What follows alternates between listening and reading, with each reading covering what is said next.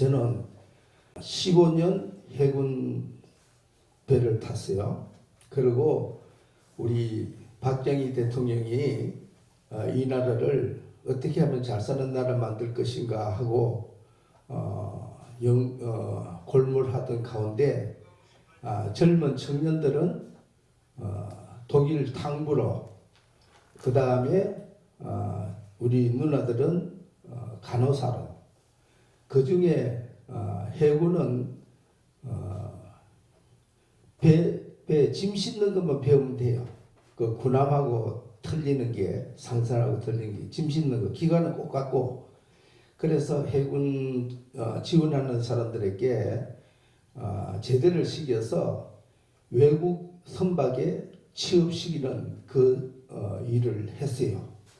근데 저는 그러기 전에 해군에서 우리 최자실 목사님이 열심히 나가는 총여성계 회장을 하던 교회가 해군 통제부 교회입니다.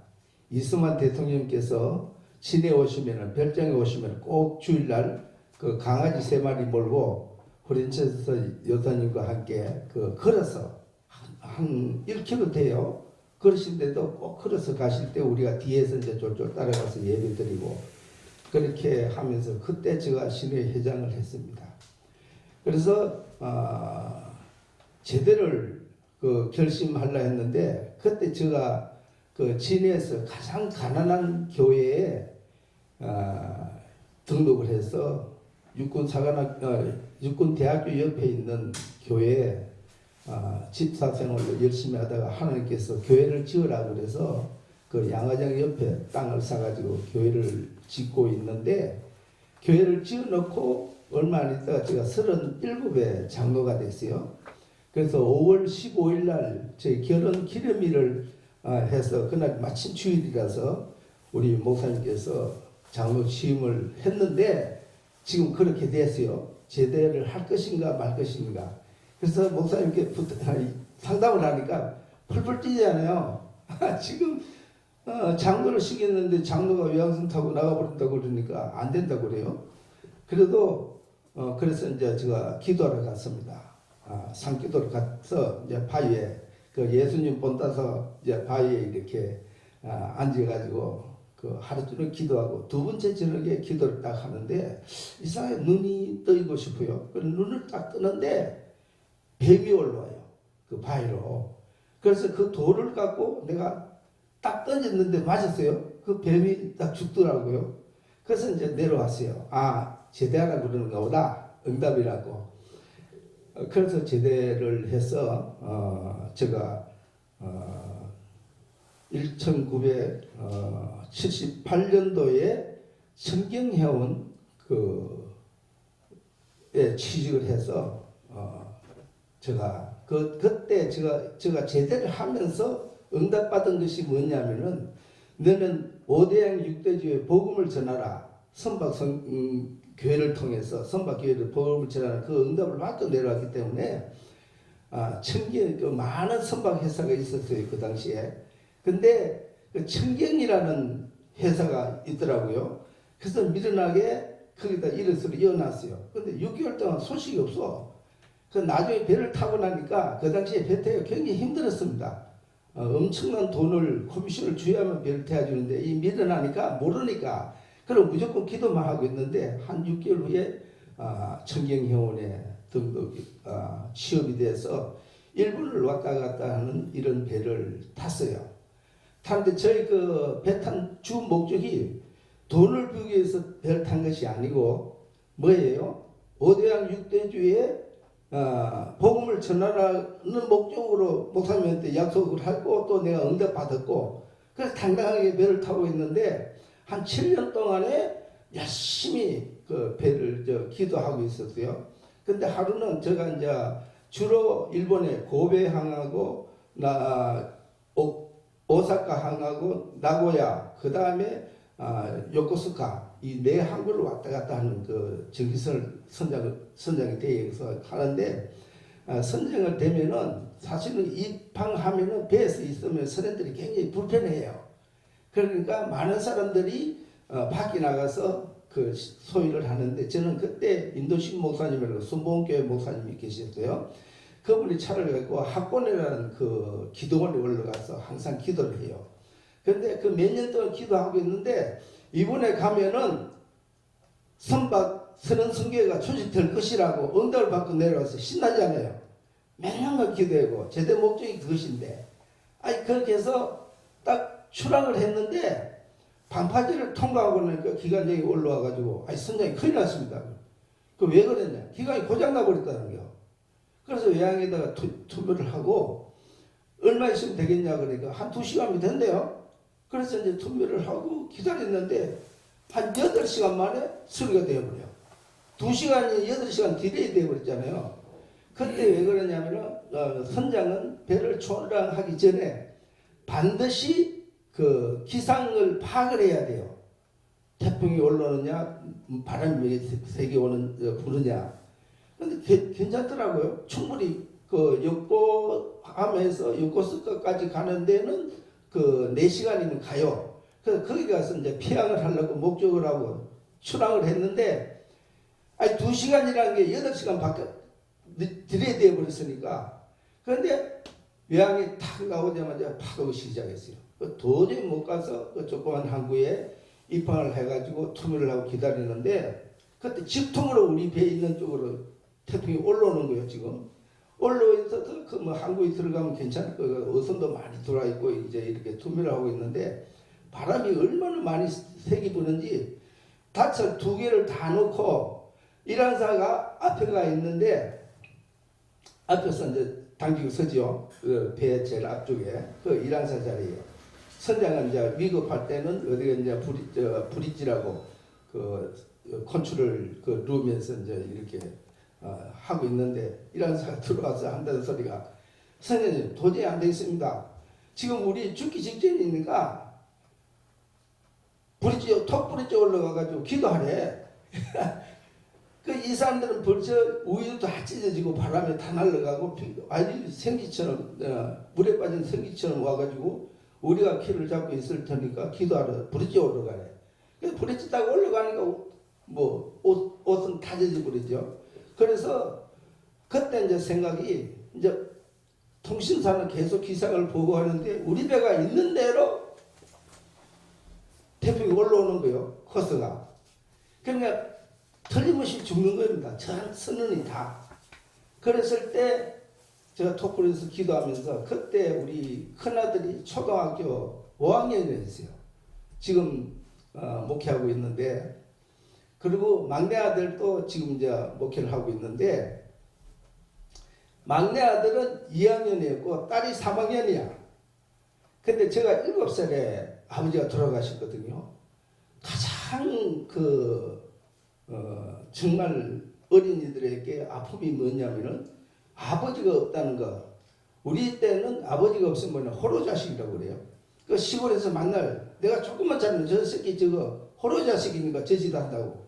항상 그래서 정말 가슴이 아픈 건데, 아니 나의 이 가난과 이 호로자식의 그 멍에를 우리 삼남매한테 유산을 주는 거야. 돈은 유산을 줘야 되는데 그건 너무 답답하지 않아요. 그래서 이제 제가 무조건 죽는 거니까. 그런데 여러분 잘 아셔야 돼요. 탄광에서 많은 사람들이 죽으면은 시체는 꺼냅니다. 그러나 배에서 죽으면은 시체를 꺼낼 수가 없어요. 유품도 하나 찾지도 못하고. 그런 거 생각하니까 너무 안타까워서 이제 그때는 기도가 안 나오고 찬송을 부르기 시작합니다. 주님이여 이 손을 꼭 잡고 잡아서 계속 부르고 계속 부르는데 이제 지쳐버리죠. 밤은 지나가고. 그래서 비문강 사문강에 있는데 뭐라 그러냐 그러면은 일항사가 올라와요. 톱부대에서 비는 그치고, 아유 선장님 태풍 지나갔습니다. 그러는 거예요. 할렐루야. 그래서 내려와 보니까 기상도를 보니까요. 기도에 오늘 제가 부르짖으라는 이 8절의 말씀이 있죠. 너희에게 감사하며 그 이름을 불러 아뢰라. 네.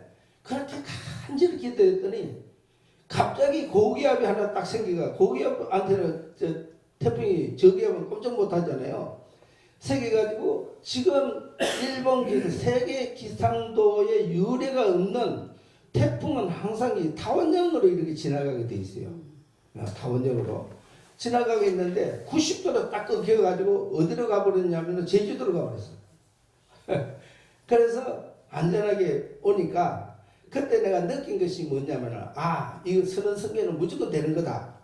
왜냐하면은 예수님께서도 귀신 들린 사람이 나음을 받을 수 있기 위해서는 예수님이 탄 배가 광풍을 만났잖아요.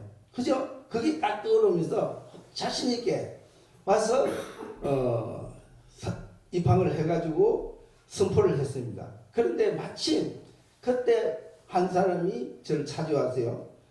목포 전문대학을 나온 지금 목사님으로 사역을 열심히 하신 분이 전도사님으로서 이분이 저를 찾아와서 선장님 인천에서는 부산에서는 세관도 저를 선장이라고 잘 안 불러요. 항상 장로님 그러지. 저는 37에 장로가 됐으니까 그래서 장로님이라는데 이 전도사라는 사람이 내한테 찾아와 선장님이라고 부르는 거예요.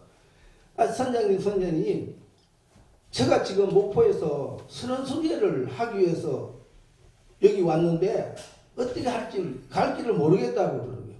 그래서 마침 됐다. 그때가 내가 기도한 지 한 10년째 되던 거거든요. 제다아버지. 그래서 내가 안 그래도 지금 선언 소개 하려고 응답받고 왔으니까 합시다. 그래서 해양대학이죠. 부산 해양대학에 우리 그 학장으로 계시는 이준수 장로님, 그 다음에 선언도조의 위원장으로 계시는 초랑교회 장로님, 이 장로 5명이 모여서 선언성계를 발족하고 다 같이 이제 기도를 하는데 뭐라고 그러냐면은 기도했던 이야기를 다 간증하잖아요. 처음 만났으니까 만나가지고 나는 사실 10년 전에 선언성계를 하려서 기도했다. 다 모르는 사람이에요.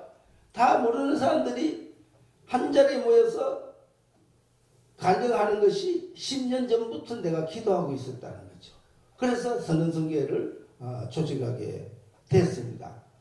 그래서 그때 우리가 선언성계를 하려면은 선박교회에 가서 예배를 드리잖아요. 선박교회가 우리가 지금 한창 그 선박교회가 부흥될 때는 500척이 5대양 6대지 흩어진 500척이 예배를 드려요. 그때 목사님들이 안 계시니까 설교를 누가 해요? 요즘 같으면 유튜브가 있고 뭐 이렇게 다 되지만은 그 당시에는 사실 라디오밖에 없던 시절이니까 그 한경희 목사님이 테이프를 제작하고 조윤기 목사님이 테이프를 제작할 때예요. 그때 한국교회 청단이야, 두 교회가. 거기서 후원을 받아가지고 500척의 배마다 다 돌려주는 거예요. 그러면은 주일날 성경 읽고 찬송하는 건 다 되는데 설교는 그거 갖고 틀어놓고 이제 이렇게 예배를 드리면서 선박교회에서 헌금한 것을 선박교회 운영비가 안 들잖아요. 그러니까 헌금한 것을 몽땅 가지고 우리 선성계 성교비를 다 모아주니까 제가 이제 재정이사로 있었는데 그때 우리 목사님 전도사님이 목사가 되신 최원정 목사님이 사택이 없었어요. 사택을 하나 딱 사드렸어. 그렇게 하고 이제 제가 비전을 가진 것은 선언선교센터를 지으라는 비전을 사실 가졌어요. 그 당시에 처음에는 5대양 6대주에 복음을 전하는 걸 하고 제대를 해서 배를 탔는데 그래서 그걸 하고 나니까 하루는 제가 섬기는 교회에 포항에서 살던 장로님 한 분이 오셔서 장로님 내가 지금 좋은 사업이 하나 있는데 이 장로님하고 같이 하면은 돈을 엄청 벌 수 있다는 거예요. 그게 뭐냐 그러면은 그 당시에 우리가 사료 중에 제일 영양가가 좋은 것이 어분입니다. 어분 고기 했던 거 고기에서 나온 어분. 그 다음에 소 가죽을 해가지고 가루를 만들어서 사료 공장에다 집어오면은 그것을 갖고 하면은 어떤 식으로 하냐면 그때 소가죽 잠바가 굉장히 유행했을 때요. 중앙정부부 사람들이 그거 입고 다닐 때거든요. 그리고 그 신발도 부산에서 유명하고 사하라는 그곳에는 유명하고. 근데 이 가죽이 한 3일 되면은 썩는 냄새가 장난 아니에요. 그러니까 치워줘야 돼. 그걸. 그러니까 그것을 수거하는 돈 받고 그걸 말려가지고 가루를 만들면은 70%가 이문이 생긴대요. 여러분 같으면 사업하겠어요? 안 하겠어요? 그것도 장로님이 하자고 그러는데. 그러니까 70%라니까 원래 그 영업 이윤이 30%면 다 합니다. 근데 70%가 이문이 생기는데 이게 돈을 입금해줘야만 출고가 돼. 그럼 현찰 받잖아요. 그 당연히 되는 거예요 이게. 그래서 시작했어요. 근데 이제 문제는 거기서 태우는 냄새가 지독합니다. 꼭 우리 화장터에 가면은 사람 태우는 거 꼭 같잖아요. 그렇게 해서 그러니까 산골에 가서 공장을 세워야 돼요. 근데 마침 저 이름으로 된 우리 고향에 산이 하나 있었어요. 그래서 이제 다 해서 그 나무 뽑아내는 베는 것도 산림청에 허가 없이 하면 내 나무라도 내 마음대로 못 버리거든요. 허가 받고 다 했는데 이제 공장을 짓기 시작하고 엄청난 소가죽을 이렇게 말려가지고 이제 공장만 돌리면 이제 떼돈이 들어오는데요. 그걸 누가 막느냐면은 저 외사촌 동생이 새마을 그 당시에 새마을 운동이 굉장히 활발해졌을 때 그 회장이야. 우리 동네에. 이게 새마을 멤버들을 전부 다 그 동원을 시켜가지고 아니 우리 차를 못 들어가게 막아버려요. 내 산에 들어가는데도 허가를 다 맡은데도 막아버리는 거예요. 그래서 제가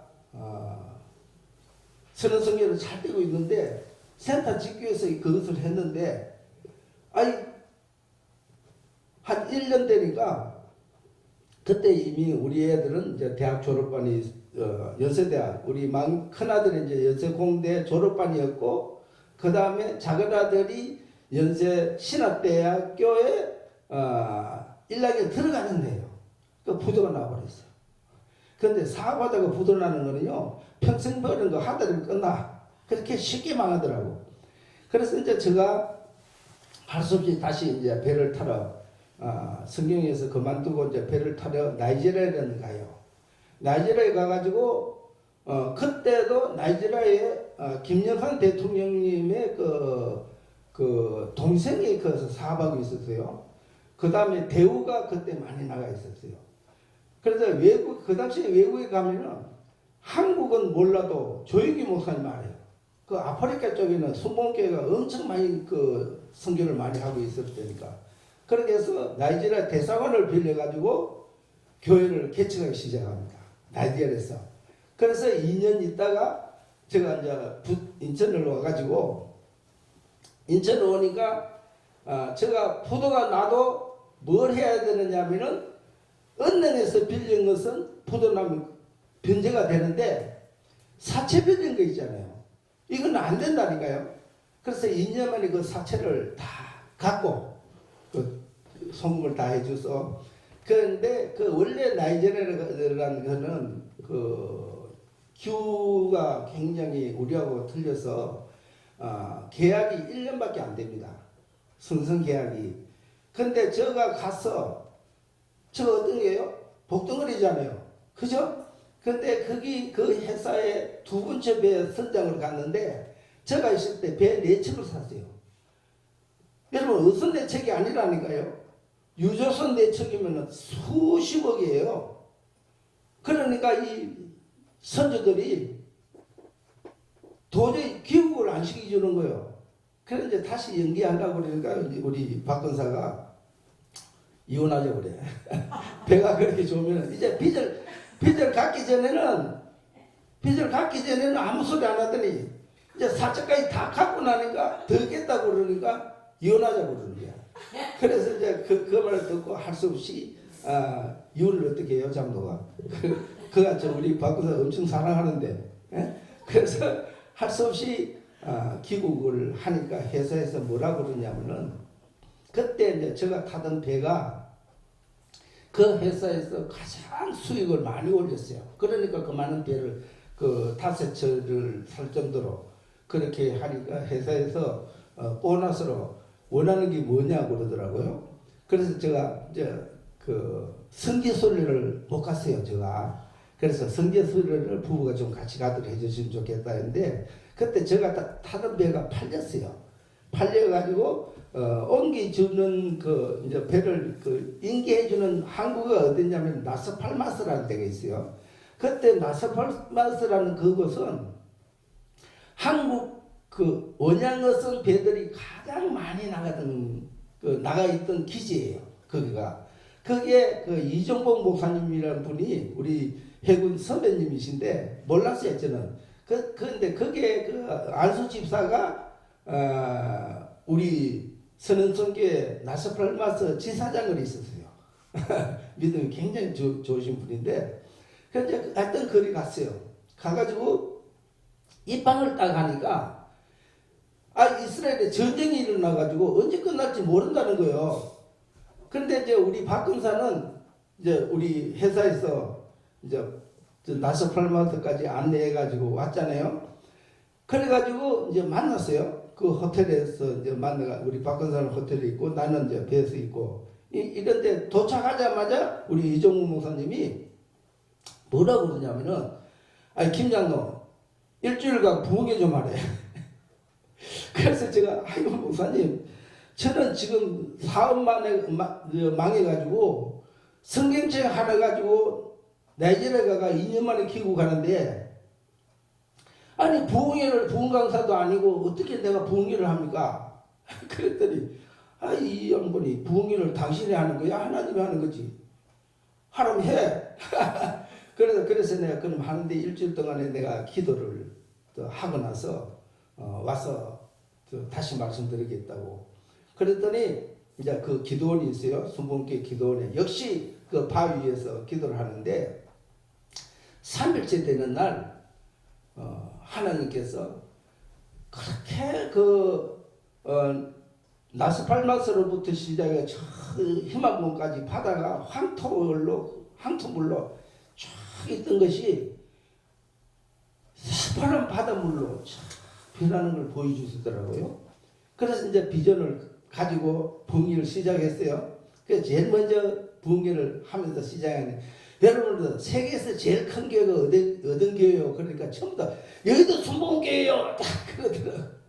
그래서 그렇다고 세계에서 제일 큰 교회가 여의도 순복음교회가 아니고 지금 내가 부흥회를 하고 있는 나스팔마스 순복음교회라. 그러니까 아멘 그래요.